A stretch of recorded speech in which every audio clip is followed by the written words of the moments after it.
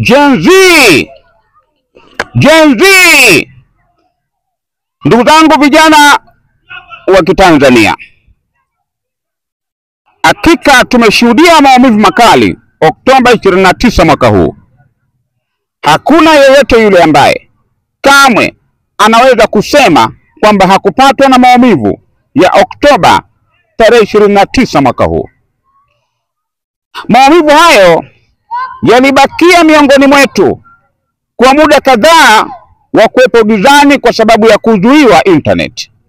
Internet ilizuiwa kwa sababu maalum, penginepo kuondoa hamasa, kuondoa mazingira ya jambo la maandamano kuenea kote Tanzania. Halikuwa jambo baya, lakini kwa upande mwingine limeleta athari, kwa sababu maumivu ya Watanzania, vifo vya Watanzania ambavyo tumevishuhudia baada ya mtandao kurudi, kwa upande wangu mimi nimeona ni vifo vingi sana. Lakini hili angalau leo hii, kwa kuwa limetamkwa katika kinywa cha rais wa nchi yetu Mheshimiwa Daktari Samia Suluhu Hassan, imeonekana dhahiri maumivu hayakubaki kwetu sisi vijana wa Gen Z. Maumivu hayakubaki kwa familia za vijana wa Gen Z ambao kiuhalisia wengi wao ndio waliouawa. Mimi nichukue nafasi hii kumpongeza Daktari Samia Suluhu Hassan kwa kukiri na kukubali kwamba kulikuwa na mauaji yamefanyika katika nchi yetu, na kimsingi mauaji hayo yanahitaji yasemewe kwa sauti ya mkuu wa nchi ambaye ni yeye Daktari Samia Suluhu Hassan. Ndugu zangu Gen Z na Watanzania, maneno ya Dr. Samia hii leo akihutubia bunge yamedhihirisha ukomavu wake, lakini ndani yake yako maswali yanaibuliwa na vijana. Maswali haya yanapaswa kujibiwa. Kwanza lazima tufahamu kipi kilikuwa chanzo halisi cha vijana kujaza chuki na maumivu makali mpaka wakaamua kuandamana, na vijana wengine wakakubali kabisa kujitoa muhanga kwa kuuawa. Ukiachana na wale ambao walikuwa na dhamira nyingine tofauti, tunaanza na hao waliokuwa na dhamira juu ya serikali. Maana kuna wengine walioingia barabarani isivyo halali, wakiwa na maumivu, wakiwa na machungu juu ya yale mapungufu yaliyomo ndani ya serikali yao. Hawa walikuwa ni vijana namba moja. Lakini wako vijana wengine kutokana na hali ngumu ya maisha wakatumia vurugu kama chanzo cha kwenda kujipatia vitu vya wizi. Hili ni kundi la pili. Lakini kundi la tatu ni la vijana wajasiriamali ambao walikuwa wanataka siku ya Oktoba 29, nje ya kuwa siku ya kwenda kufanya uchaguzi, wao wawe katika harakati za kufanya shughuli zao za kuwapa mkate. Makundi yote ya hawa vijana wenye dhamira tofauti walijikuta wako korokoroni, walijikuta ni walemavu, walijikuta wameuawa.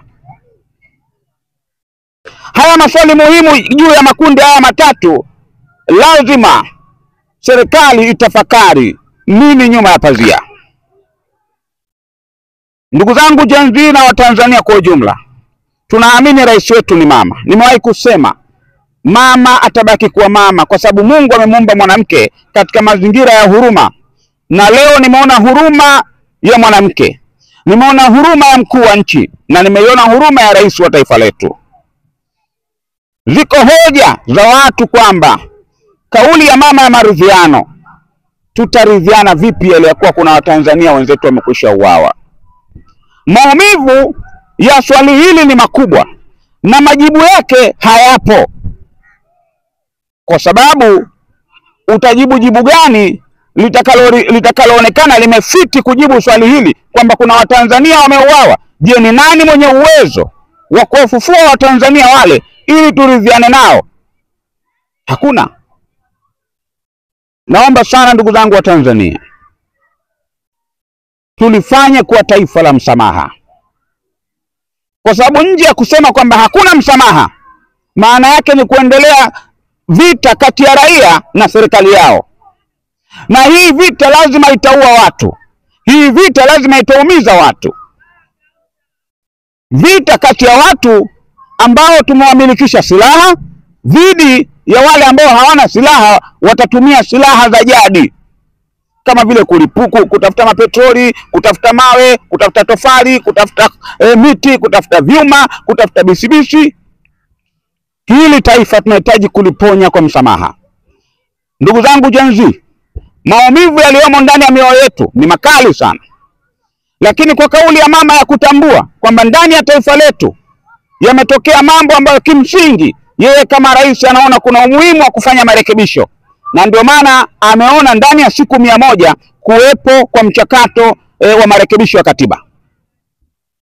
Na zaidi ya yote, kutokana na umuhimu wa vijana kuonyesha nguvu kubwa walionayo, rais ameona kuna umuhimu mkubwa wa kuwepo kwa wizara kamili ya vijana.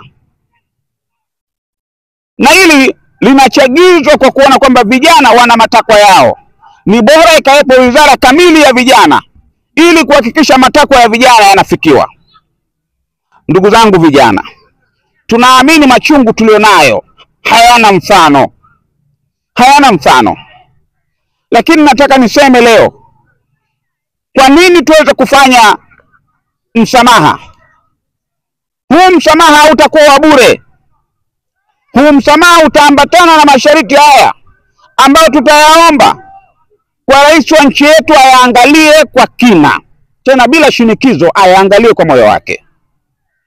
Tunataka kitu kinachoitwa Operation Tokomeza Machawa, OTM. Kina Mwijaku wanatia hasira vijana.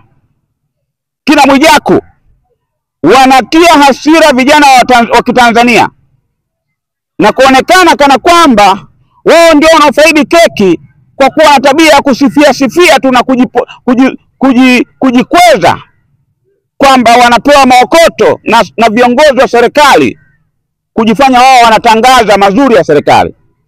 Wanatangaza kwa mtindo wa kuzodoa wengine, kuwaona wenzao si mali kitu, wao ndio wameyaona, wameyafaidi maisha. Operation Tokomeza Machawa, OTM, tuifanye kwa dhati kuondoa chuki kwa vijana. Lingine tunaomba ukweli, vijana wanapaswa kusikilizwa. Kuna watu wamaliza vyuoni, wanawekewa tunasema sintofahamu, ama ile wanasema tutaweza kusema ni kama kuwekewa mazingira ya kukwamishwa wanapotaka kufanikisha mambo yao ya kupata ajira. Au wengine wametengeneza kampuni zao, wametengeneza taasisi zao, ndani yake kuna mikingamo mingi, wanashindwa kufikia malengo yao. Vijana wana hasira ya kudanganywa na wanasiasa. Wanasiasa wanawatumia kama vile tambara la deki, alafu wanawatupilia mbali, wanawaachia maumivu na hasira kali. Na ndio maana leo kijana wa Kitanzania anaanza kukizoea kifo. Ilikuwa zamani kwamba unaona dhahiri kabisa vijana wa zamani walikuwa wanaogopa mambo ya kufa ovyo haya. Lakini kama roho za vijana zitafikia leo kuona kwamba sasa kifo ni jambo la kawaida, nchi yetu itakuwa na hali gani ya kutawalika? Kwa tunaomba sana Mheshimiwa Rais na serikali yako mpya ya awamu ya 6 katika muhula wa pili iende ikahakikishe vijana kwa 100% mambo yao yananyoshwa. Leo katika mikopo hii ni mpaka kuwa na masharti mengi. Kuna vitambulisho vya NIDA vinamtambua mtu moja kwa moja. Kwa nini mtu asiende pale akapewa masharti nafuu akakopa akafanya kazi yake? Kupunguza chuki kwa vijana. Naomba sana Mheshimiwa Rais, jambo hili liende kwa sambamba na viongozi wabadhirifu. Kuna watu leo wanakunywa chai ya shilingi 500. Kuna watu leo wanakunywa chai ya 500,000 asubuhi. 500,000 mshahara wa mtu wa mwezi mzima, anakunywa chai yeye peke yake. Anaona watu wanaona vijana wanaoteseka barabarani, wanaoumia barabarani kwamba ni mabwege. Naomba sana Mheshimiwa Rais, ili tulitazame na naamini litafikia malengo. Mungu ibariki Tanzania. Mungu ibariki Afrika.